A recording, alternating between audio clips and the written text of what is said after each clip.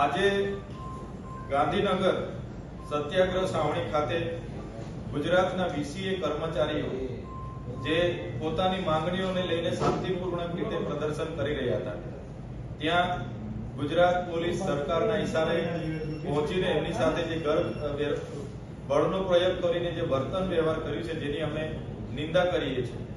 છેલ્લા 17 વર્ષથી ગુજરાતમાં 14,000 વીસી કર્મચારીઓ એક પણ રૂપિયાના પગાર વગર પંચાયતમાં ઈ ગ્રામ પંચાયત યોજના હેઠળ ઈ ગ્રામ સોસાયટી દ્વારા એમની ભરતી થઈ છે ત્યારથી સેવા આપી રહ્યા છે. જેમની પર પોતાના પરિવાર, સામાજિકની અનેક જવાબદારી હોય છે.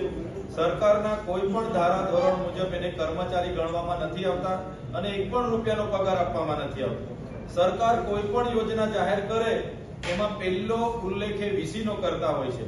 જેમ કે હમણાં કેવાયસી ની જાહેરાત કરી, હમણાં ખેડૂત રજીસ્ટરની જાહેરાત કરી, આઈ ખેડૂત પોર્ટલની જાહેરાત કરી, ટ્રાઇબલ સપ્લાયની યોજનાની જાહેરાત કરી, રોજગાર યોજનાઓની, ઉદ્યોગની યોજનાઓની, કે કોઈ પણ જાતના ગ્રાઉન્ડ લેવલના કામ માટે વીસી ને જઈને તમારે મળવાનું, ત્યાંથી તમારી અરજી થશે એવી સરકાર તમામ યોજનાઓમાં વીસી નો તમામ પ્રકારના યોજનાઓમાં કામ કરાવે છે, પણ એક પણ રૂપિયાનો આજ દિન સુધી એમને પગાર કે સરકારી કર્મચારી ગણવામાં નથી આવતા.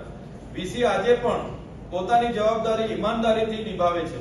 આજે પણ ગુજરાતના 14,000 વીસી પોતાના સરકારી ઈ ગ્રામ યોજના હેઠળ એમનો પણ કર્મચારી તરીકે સમાવેશ કરવામાં આવે, સરકારના મળતા લાભો એમને પણ મળે, એની માંગણીઓને લઈને આજે પણ ગાંધીનગર ખાતે એ લોકો પ્રદર્શન કરી રહ્યા હતા. પણ સરકારે એમની માંગણીઓને દબાવી દેવા માટે પોલીસને મોકલી, પોલીસે બળ પ્રયોગ કરી, એમની સાથે જે વ્યવહારો વર્તન કરીને એમને જે આજે કરાઈ ખાતે જે પૂરી દેવામાં આવ્યા છે એનો અમે નિંદા કરીએ છીએ અને સરકારને કહેવા માંગીએ છીએ એમની માંગણીઓ વ્યાજબી છે. છેલ્લા 17 વર્ષથી એ લોકો સેવા આપી રહ્યા છે. એ ગુજરાતના તમામ વીસીઓની માંગો ગુજરાત સરકાર પૂર્ણ કરે એવી અમારી સ્પષ્ટ માંગણીઓ છે. ગુજરાતના બજેટમાં જ્યારે ગ્રામ પંચાયતની